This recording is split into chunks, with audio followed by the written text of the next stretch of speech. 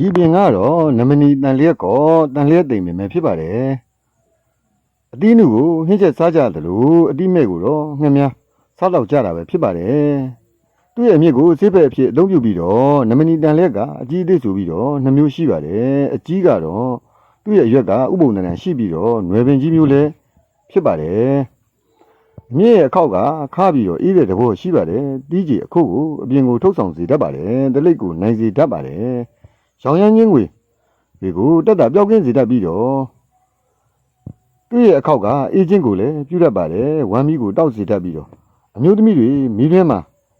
သူ့ရဲ့အခောက်ပြုတ်ရည်ကိုတိုက်ပြီးမယ်ဆိုလို့ရှိရင်တော့ချွေးငုတ်ချင်းကိုတက်တာပြောက်ကင်းစေတတ်ပါတယ်အပူအားကြီးတဲ့ယောဂအဖုအပိတ်နေထွက်တယ်ဆိုလို့ရှိရင်တော့သူ့ရဲ့အမြစ်ကိုရေးနဲ့တွေးပြီးတော့လိမ့်ပြီးမယ်ဆိုရင်တက်တာပြောက်ကင်းစေတတ်ပါတယ်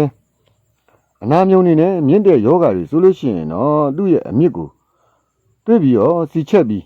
ခေါင်းနဲ့လိမ့်ပြီးမယ်အုပ်ပြီးမယ်ဆိုလို့ရှိရင်တော့အတနုအမြန်တက်စေတတ်ပါတယ်အနာကိုတက်တာပြောက်ကင်းစေတတ်ပါတယ်သူ့ရဲ့ရွက်ကြည်ရီကိုပြည်သူလာတယောဂ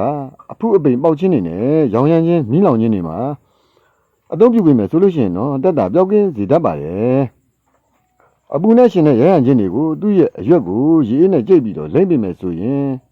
ပူလောင်ခြင်းတွေရရန်ခြင်းတွေကိုတက်တာပြောက်ကင်းစေတတ်ပါတယ်ပြည်သူလာတယောဂနဲ့ရောင်ရမ်းခြင်းတွေကိုသူ့ရဲ့အရွက်ကိုကြိတ်ပြီးလိမ့်ပြီးမယ်ဆိုရင်တက်တာပြောက်ကင်းစေတတ်ပါတယ်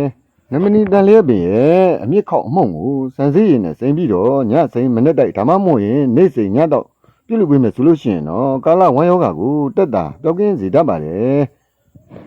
သူ့ရဲ့အရွက်ကို၄ခွက်တစ်ခက်နဲ့ပြုတ်ပြီးတော့တိုက်မယ်ဆိုလို့ရှိရင်တော့လိန်နမိတ်ယောဂတွေကိုတက်တာပြောက်ကင်းစေတတ်ပါတယ်